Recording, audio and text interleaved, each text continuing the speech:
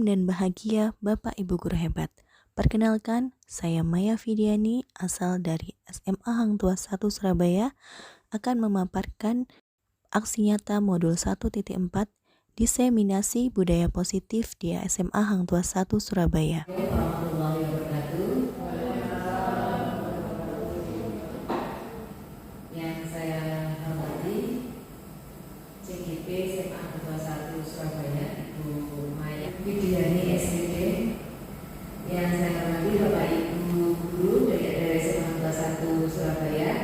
Puji syukur kita panjatkan kehadirat Allah SWT atas sifat rahmat dan kasih karunia. Hari ini kita berbagi ilmu, berbagi sesuatu yang bermanfaat insya Allah untuk kehidupan kita, karena kita ini ada di lingkungan pendidikan, sehingga berbagi ilmu itu adalah hal yang terus kita lakukan setiap hari. Mudah-mudahan hari ini di saat kegiatan untuk berbagi ilmu ini diberikan kelancaran, kemudahan dan keberkahan Allah SWT. Bapak Ibu yang saya hormati, hari ini kebetulan calon guru penggerak ini ada satu ilmu yang akan di-share oleh Bu Maya, yaitu mengenai diseminasi budaya positif. Budaya positif, yang namanya budaya positif itu harus disebarkan, karena budaya positif itu sifatnya baik. Budaya positif ini yang dipunyai oleh Bu Maya ini dalam bentuk apa? Karena nanti kita mempelajarinya, apakah ini nanti bisa kita terapkan dalam proses pembelajaran kita.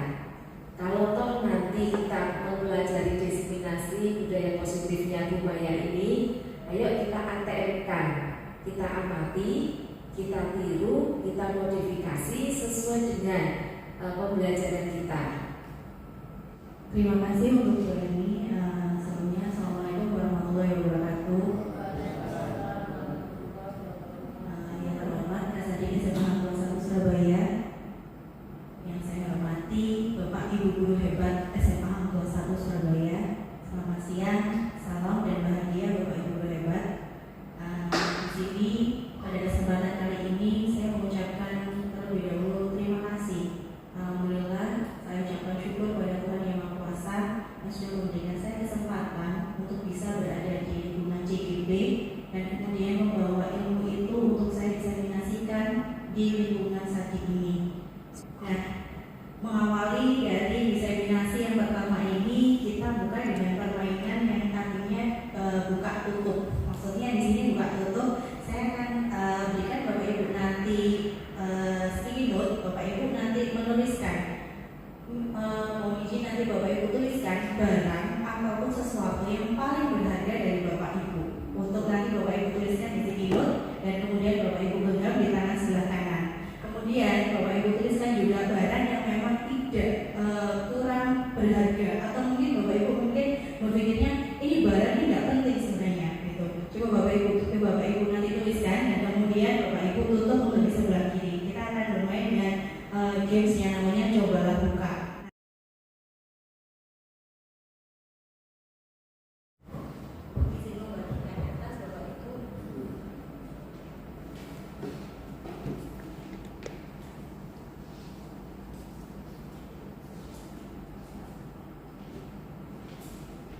Nah, untuk di sini monggo Bapak Ibu tuliskan apa yang Bapak Ibu miliki yang paling berharga. Boleh benda, boleh non benda.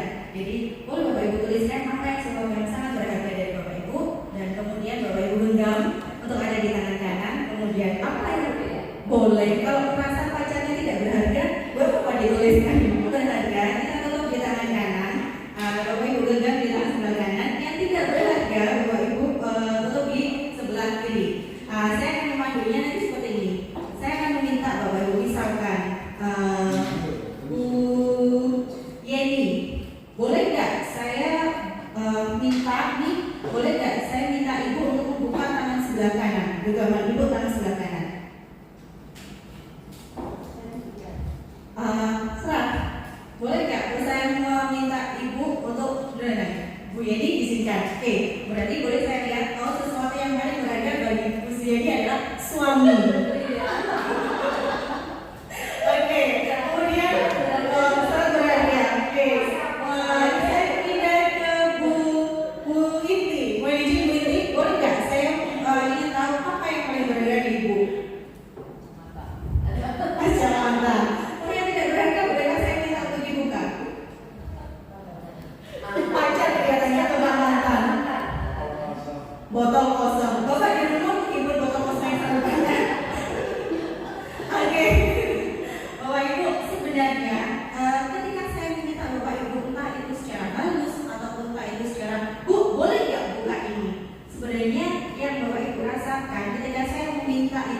Bapak Ibu membukanya dengan ikhlas atau takut karena saya meminta ke Bapak Ibu? Ikhlas, supaya berada di kanan sebelah saya. Dan kemudian saya diminta, Humay, buka nggak? Dan saya mengatakan nggak bisa. Kalau yang berharga ini sedikit. Kira-kira kalau seandainya itu terjadi di pada Bapak Ibu tadi, kira-kira saya sebagai peminta marahkah atau memang ya enggak apa-apa kalau memang tidak untuk dibagikan. Kalau seandainya tadi kemudian Bapak Ibu yang menjadi ada di depan, saya diminta untuk menuliskan sesuatu yang berharga, kemudian Bapak Ibu minta, tapi saya enggak, saya enggak mau ada orang yang tahu. Kira-kira kalau seandainya seperti itu, jawabannya tadi memungkinkan atau bagaimana? Ya itu kan hak pribadi. Oke, disinilah permainan ini yang dikatakan bahwa self control. Kalau saya kendali sebenarnya pemegangnya ada di kita, si pemegang kertas. Nah, ini kemudian muncullah yang namanya teori kontrol dari Dr. William Blazer. Sebetulnya ketika saya tadi meminta ke Bapak Ibu untuk buka, itu sebenarnya dalam kontrolnya bukan di saya, bukan saya sebagai peminta, tapi kontrolnya adalah di panjenengan yang membawa sesuatu yang berharga dan yang tidak berharga. Apakah kemudian yang berharga itu boleh diperlihatkan ke orang-orang? Itu sebenarnya adalah kontrol panjenengan semuanya. Jadi mau itu nanti yang tidak berharga kemudian Bapak Ibu share ke kami semua, Bapak Ibu kemudian yang berharga Bapak Ibu keep bahwa hanya saya dan Tuhan yang tahu nih apa yang paling berharga. Nah, di teori kontrol William Blazer ini sebenarnya beliau itu meluruskan tentang miskonsepsi dalam 4 hal. Yang pertama yaitu kita nggak bisa memaksa murid untuk berbuat sesuatu. Mungkin ini yang seringkali kita lakukan juga. Mungkin saya sebagai guru juga ketika meminta anak, kamu ini harus nurut sama saya karena saya gurunya. Padahal sebetulnya adalah kita kembalikan lagi bahwa yang bisa membuat mereka untuk berbuat sesuatu ya dirinya sendiri. Bukan kita yang menuntut anak-anak, tapi kita adalah menuntut. Jadi perbedaan huruf N dan T itu sebenarnya beda tipis. Menuntut dan menuntut itu berbeda. Gitu. Jadi kita nggak bisa nih menuntut anak. Kemudian yang kedua, kekuatan positif atau rujukan adalah bentuk-bentuk kontrol.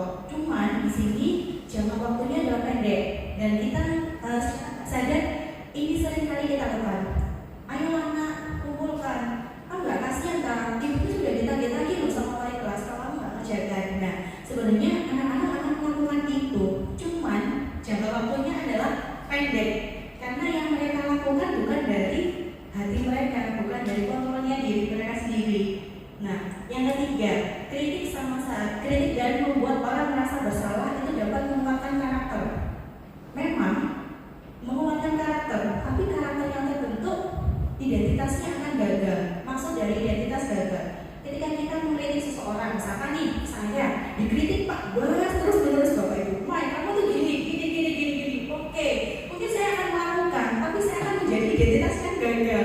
Karena apa? Karena saya hanya menuruti apa kata beliau dan saya ini kalau nggak seperti ini, saya akan dicemooh, saya akan merasa bahwa saya akan dirundung. Gitu loh. Demi Pak Bas saya melakukan, padahal sebenarnya harusnya bukan demi Pak Bas, tapi demi saya sendiri gitu loh. Jadi kita melakukan sesuatu bukan karena orang lain, tapi sebenarnya yaitu untuk menjadi identitas yang goal, yang tidak gagal, maka itu semua harus timbul dari hati kita sendiri. Yang terakhir, merasa bahwa saya lebih dewasa dari anak-anak dan sebagai orang dewasa memiliki hak untuk memaksa. Itu ada di sini juga harus memiliki hak merdekanya mereka. Nah, ini nanti yang akan kita kembalikan lagi yang seperti seharusnya gitu. Sulit, tapi kalau tidak dimulai dari sekarang kapan lagi? Lebih baik kita terlambat daripada kita tidak melakukan perubahan itu sama sekali. Dalam dunia pendidikan, teori kontrol itu erat kaitannya dengan proses membangun untuk disiplin. Nah, ketika mendengar kata disiplin, apa yang terlintas dari Bapak Ibu? Oke, disiplin nih, tuh. Yang mungkin terlintas dari Bapak Ibu untuk pengertian disiplin itu apa sih? Tidak datang terlambat, kan? Mengerjakan tugas tepat waktu. Oke, semuanya berarti serba peraturan. Yang ada di aplikasi itu berarti disiplin itu artinya taat pada peraturan. Oke, jadi Bapak Ibu.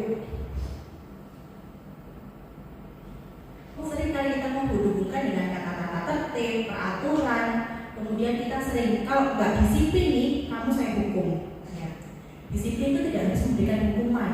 Kita nanti akan mengenal yang namanya konsekuen juga. Ternyata hukuman, konsekuen, yang terakhir adalah restitusi. Nah, menurut Ki Hajar Dewantara itu untuk disiplin secara pribadi, controllingnya tetap dari anak-anak, dari diri mereka sendiri, dari diri anak-anak sendiri. Nah, ini yang akan kita bahas Bapak Ibu. Ada pertanyaan-pertanyaan dari saya Bapak Ibu. Mungkin Bapak Ibu nanti bisa menjawabnya nih. Kalau misalkan ada kalimat seperti ini, seorang ibu menyuruh anak nih, karena datang terlambat ke sekolah, mencatat 100 kali di dalam buku. Saya tidak akan terlambat lagi. Mungkin kita juga pernah melakukan itu. Oke, saya tidak terlambat lagi. Menurut Bapak Ibu ini hukuman atau konsekuensi? Hukuman. Kemudian lari mengelilingi lapangan basket 2 kali. Nah, biasanya ini berarti yang berhubungan dengan olahraga. Kamu lari karena terlambat. Oke. Nah, ini termasuk hukuman atau konsekuensi? Konsekuensi. Yang ketiga, membersihkan coretan yang dibuatnya karena mencoret-coret di meja ini. Konsekuensi atau hukuman? Konsekuensi. Oke. Keempat, murid diminta untuk push up 15 kali karena tidak menggunakan masker. Hukuman atau konsekuensi? Hukuman. Menggantikan kertas tugas teman yang sudah dicoret-coret? Oke, terima kasih Bapak Ibu. Kita cek dulu nih. Ini termasuk hukuman atau konsekuensi? Ternyata mencatat 100 kali itu adalah sanksi atau konsekuensi. Ini bukan berupa hukuman. Ketika membaca kamu lari lapangan, itu adalah hukuman. Nah, kemudian diminta untuk push up karena tidak menggunakan masker, itu hukuman. Nah, misalkan anak terlambat, oke, kamu lari di keliling lapangan, berarti itu adalah termasuk hukuman. Padahal seharusnya kita lebih mengutamakan ke restitusi, bukan ke hukuman Bapak Ibu.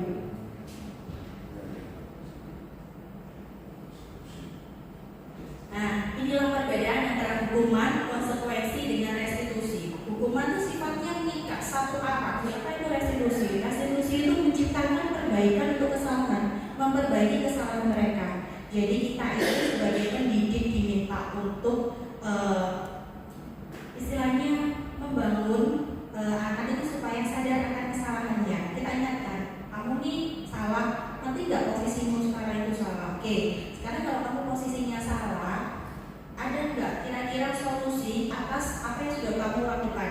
Anak juga harus diikutkan terlibat, gitu. Jadi ketika mereka salah, maka kita harus beri sama anak-anak gimana caranya untuk mencari solusinya.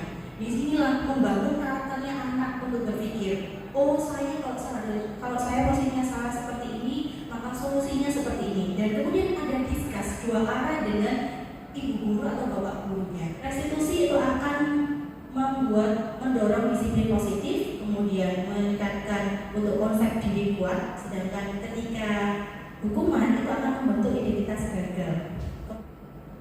Nah, sebenarnya setiap kita itu kan melakukan sesuatu itu kan pasti ada alasannya. Kita melakukan sesuatu itu pasti ada alasannya. Dan kita itu sebenarnya punya kebutuhan dasar. Kebutuhan dasar secara teori itu ada 5 Bapak Ibu. Kebutuhan akan kasih sayang dan rasa diterima, itu kebebasan, kekuasaan dan kesenangan. Kalau kebebasan itu adalah kebutuhan akan pilihan. Siswa itu akan merasa, ya ini saya punya rasa kebebasan. Kalau penguasaan itu kebutuhan akan mereka itu perlu diakui. Jadi misalkan, oh iya, Bu Yeni adalah orang yang hebat, Bu Zia adalah orang yang pintar, lihat kalian hebat. Ketika siswa merasa aku perlu kayak gitu, berarti itu adalah anak itu butuh akan yang namanya penguasaan. Salah satu kebutuhan mereka yang belum terpenuhi berarti adalah penguasaan. Kita apply ke beberapa pertanyaan di sini. Yang pertama, siswa berkata, aku senang main basket sama Pak Basir, seru. Menurut Bapak Ibu ini termasuk kesenangan, kebebasan, kasih sayang atau penguasaan? Kesenangan. Oke. Terus kemudian siswa yang satunya berkata juga, aku hebat kan Pak Bas main basketnya? Penguasaan. Terus kemudian dalam kelompok ini ada si yang paling ingin menonjol. Bu, tugas kelompok ini saya yang mengerjakan, semuanya itu saya.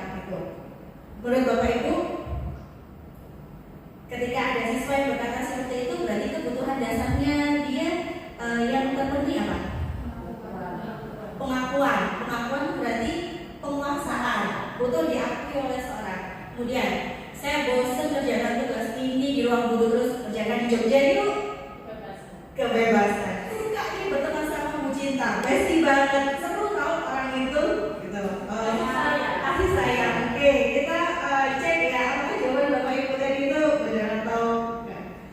Oke, betul bahwa senang bermain sama Pak Pas karena entah itu basketnya seru atau gurunya yang seru, gokil. Nah itu berarti senang siswanya. Ketika ada anak yang atau mungkin kebutuhan dasar ini juga tidak hanya pada siswa, kita semuanya, guru pun juga punya kebutuhan. Nah, kenapa kita harus setiap orang itu harus memenuhi? Karena kalau dilihat di teorinya bahwa untuk mencapai kebutuhan dasar tadi kita akan melakukan gimana caranya itu terpenuhi, ya enggak? Kalau misalkan kita suntuk atau bosan, kita akan cari cara gimana caranya bahwa itu teratasi. Nah, sama di siswa pun demikian. Kita diminta untuk bagaimana sih untuk lebih dekat dengan siswa. Sebenarnya kamu ini kenapa sih? Nah, apakah di rumah ada masalah?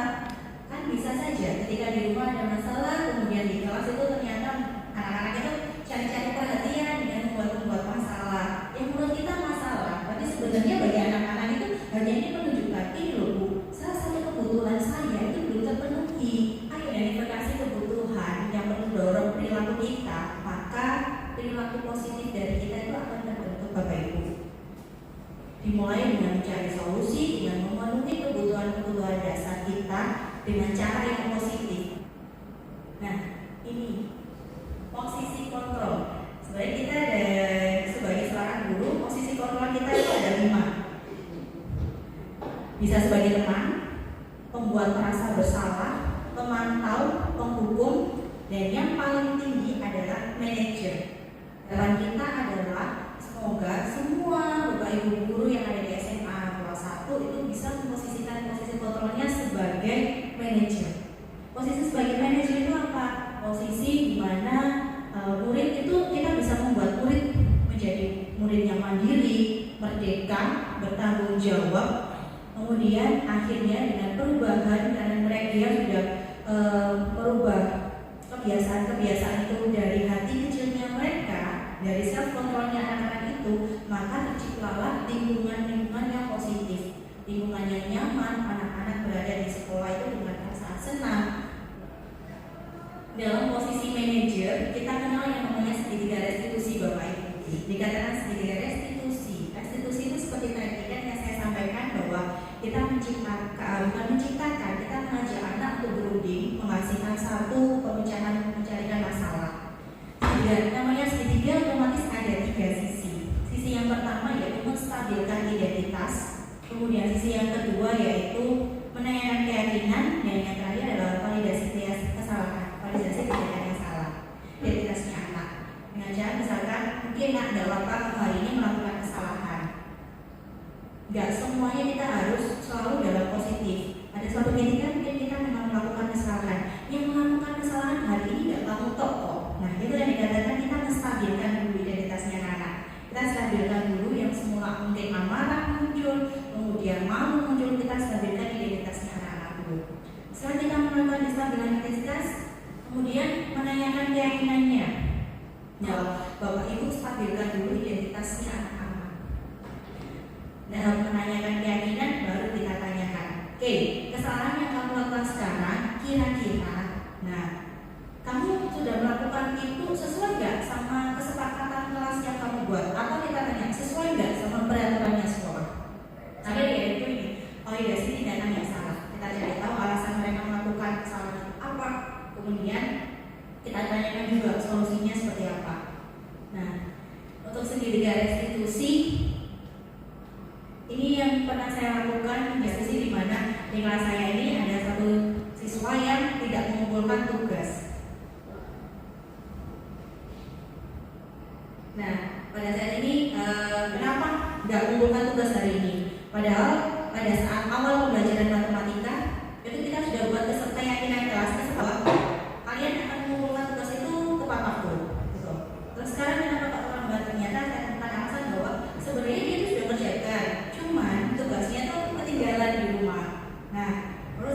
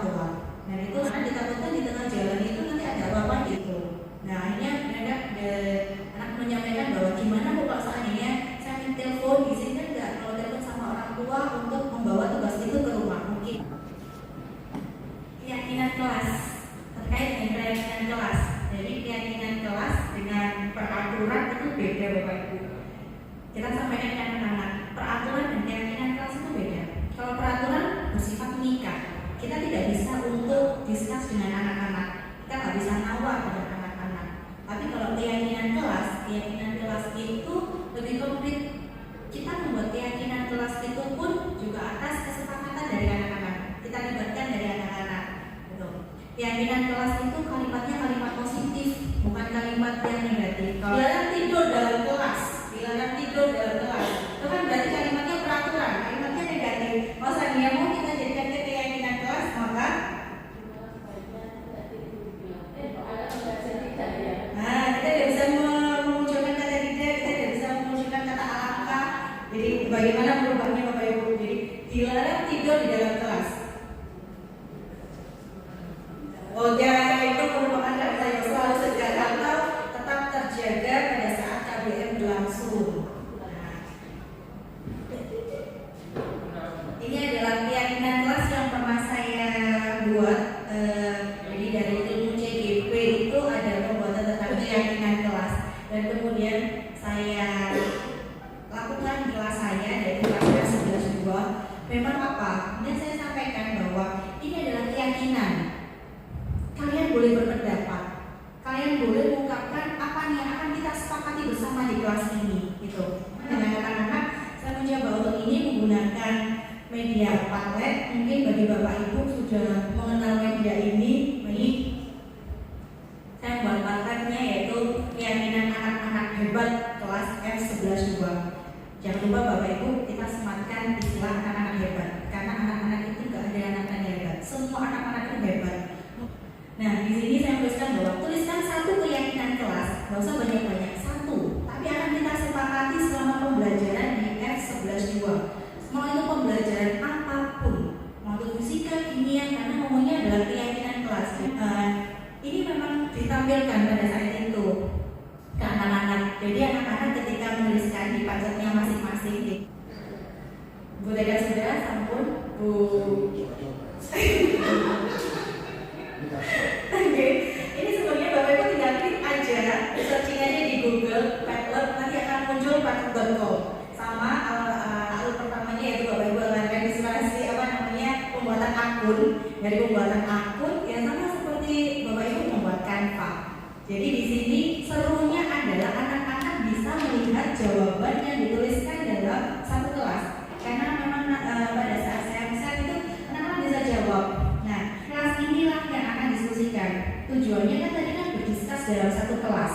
Nah, ketika mereka melihat jawaban temannya satu sama lain, baru kita sebagai kontrolnya adalah kira-kira ini sepakat atau enggak. Misalkan si Abiyu menuliskan bahwa bersih dan nyaman. Katanya kan terus sama anak-anak.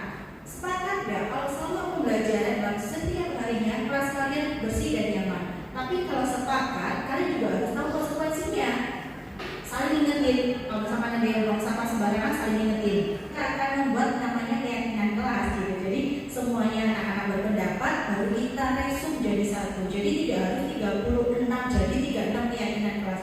Kalau seandainya kita keyakinan kelas itu muncul 36, anak-anak keluar Bapak Ibu merasa ya Allah hidupku diatur banget, harus gini, harus gini, harus gini. Enggak, kita ambil aja yang poin-poinnya. Jadi rasanya bersih dan nyaman itu kan berarti menjaga kebersihan.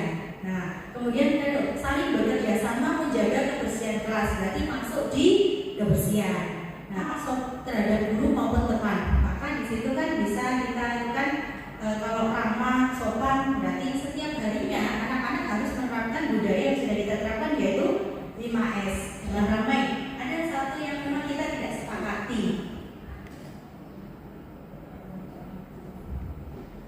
Jangan ramai saat pembelajaran maupun saat tidak pembelajaran. Waktu itu tidak yang disepakati di kelas. Pembuatnya payung itu harus menerima. Ya, ini dikatakan musyawarah mufakat. Berarti kalau seandainya pendapatnya tidak dipakai, nggak masalah. Iya, nggak masalah. Yang penting kita sampaikan alasan-alasan yang masuk di akal. Saya Bapak Ibu nanti membuat keyakinan kelas. Bapak Ibu minta nih sama anak-anak. Nah, silakan berkreasi yang sudah kita sepakati tadi. Kalian bikinkan sekreasi mungkin dalam bentuk poster. Nanti kita tempel di kelas kita. Jadi setiap kalau kita mau melakukan apapun, oh ya sih, nggak sesuai sama keyakinannya kelas. Nah, itu baru ya Bapak Ibu budaya positif yang sudah saya dapat, beberapa ilmu yang sudah saya dapat di CGP. Semoga apa yang sudah saya dapatkan bisa saya keluarkan ke Bapak Ibu. Bapak Ibu bisa kemudian ada hal positif yang mungkin nanti bisa diterapkan di kelas, atau mungkin hal positif yang akan merubah pandangan kita memandang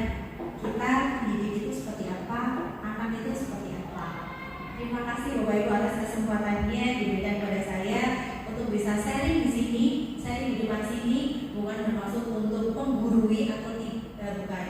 Pengalaman saya lebih sedikit, pengalaman Bapak Ibu lah yang lebih banyak daripada saya. Mungkin sedikit ilmu ini bisa mengubah pandangan kita dalam dunia pendidikan. Terima kasih atas kesempatan yang diberikan. Assalamualaikum warahmatullahi wabarakatuh. Waalaikumsalam warahmatullahi wabarakatuh. Baik, terima kasih Bu Maya untuk diseminasi budaya baik ya yang ada di SMA 21 ini. Ini adalah salah satu ilmu buat kita bahwa anak-anak kita ini yang ada di SMA 21 ini kalau melakukan satu perbuatan yang tidak sesuai dengan aturan itu tidak harus langsung di-judge, tidak harus diberi punishment, tetapi ada langkah-langkahnya di situ. Dan tidak semua apa yang dilakukan anak-anak itu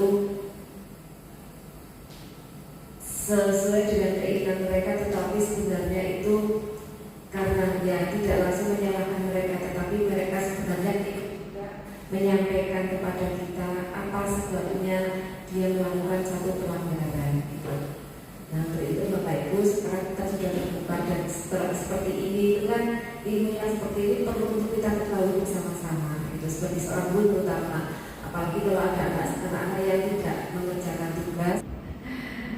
Nah, kenapa tidak mengerjakan tugas itu kita tanya dulu gitu guys, supaya anak-anak itu memang benar-benar bisa mengungkapkan alasannya, baru nanti kemudian kita berikan pengarahan.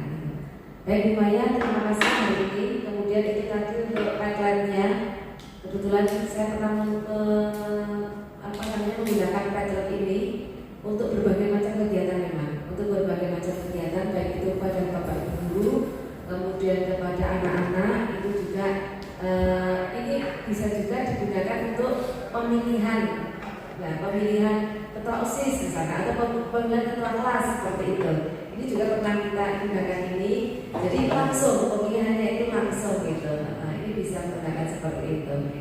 Jadi banyak yang bisa kita manfaatkan dengan teknologi ini. Ini teknologi untuk anak-anak ini ya, dimana untuk teknologi yang ini bisa digunakan untuk segala macam bidang, sehingga nanti bisa teman-teman kita share bareng-bareng supaya teman-teman semuanya ini nanti bisa menggunakan teknologi ini. Baik Bapak Ibu sekalian, saya belajar hari ini. Terima kasih sudah mengikuti kegiatan ini mulai awal hingga akhir. Ilmunya kita serap, kita terapkan dalam dunia kerja kita, di dalam dunia pendidikan, kemudian kita share ke anak-anak dan bermanfaat untuk kita semuanya. Amin ya Tuhan. Bapak Ibu terima kasih sekali lagi untuk hari ini dan mohon maaf apabila ada sesuatu yang kurang. Terima kasih juga untuk yang sudah ikut merekam kegiatan hari ini. Terima kasih ya. Terakhir mohon untuk kita tutup dengan doa. Ketua kelas, mohon bantuan. Ketua kelas apa Pak Ferry atau Pak Kelas? Baik, terima kasih.